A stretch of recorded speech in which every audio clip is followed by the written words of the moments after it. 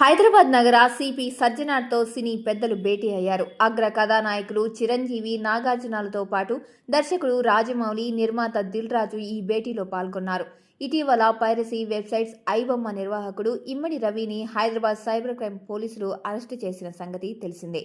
ఈ నేపథ్యంలో సినీ పెద్దలు సజ్జనార్తో భేటీ అయ్యారు. అనంతరం సజ్జనార్ మీడియాతో మాట్లాడుతూ పైరసీతో సినీ రంగానికి చాలా నష్టం జరిగిందని సజ్జనార్ తెలిపారు.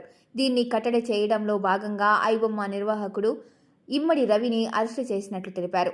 అతడిపై ఐటీ యాక్ట్, కాపీరైట్ యాక్ట్ కింద మరో 4 కేసులు నమోదు చేసినట్లు తెలిపారు.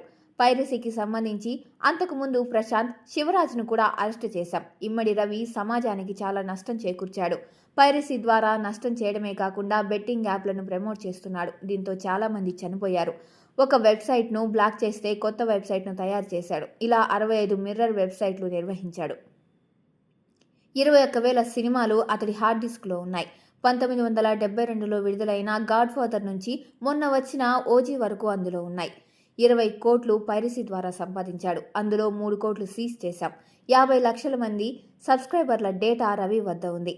ఇంత డేటా అతడి వద్ద ఉండడం ప్రమాదకరం. దీన్ని సైబర్ నేరగాళ్లు వాడుకునే అవకాశం ఉంది. ఇక వివరాలకు వస్తే, ఇమ్మడి రవి స్వస్థలం విశాఖ. బీఎస్సీ కంప్యూటర్స్ చదివాడు. అతడు వేరే పేర్లతో మహారాష్ట్రలో డ్రైవింగ్ లైసెన్స్, పాన్ కార్డులు తీసుకున్నాడు. మొదటి నుంచి నేర వృత్తితో ఉన్నాడు. సినీ రంగం అప్రమత్తమై ఫిర్యాదు చేసినప్పుడు పోలీసులు అతడి వెంటపడ్డారు. దీంతో భారత పౌరసత్వాన్ని వదిలి కరేబియన్ దీవుల్లో ఉన్న సెయింట్ నేవీ దేశ పౌరసత్వం తీసుకున్నాడు. ఆయన ఫ్రాన్స్లో ఉంటూ వివిధ దేశాలు తిరిగేవాడు. 2019లో ఐబొమ్మ ప్రారంభించి 21,000 సినిమాలు పైరసీ చేశాడు. అమెరికా, స్విట్జర్లాండ్, నెదర్లాండ్లో సర్వర్లను పెట్టాడు. 110 డొమైన్స్ కొనుక్కున్నాడు. ఒకటి బ్లాక్ చేస్తే మరొకటి ఓపెన్ చేస్తూ పైరసీ సినిమాలు విడుదల చేశాడు. దాంతో పోలీసులే స్వతహాగా ఇమ్మడి రవిని పట్టుకున్నారు. ఈ రాకెట్లో ఉన్న మిగతా వాళ్లను కూడా బయటకు తీసుకువస్తామని సజ్జనార్ తెలిపారు.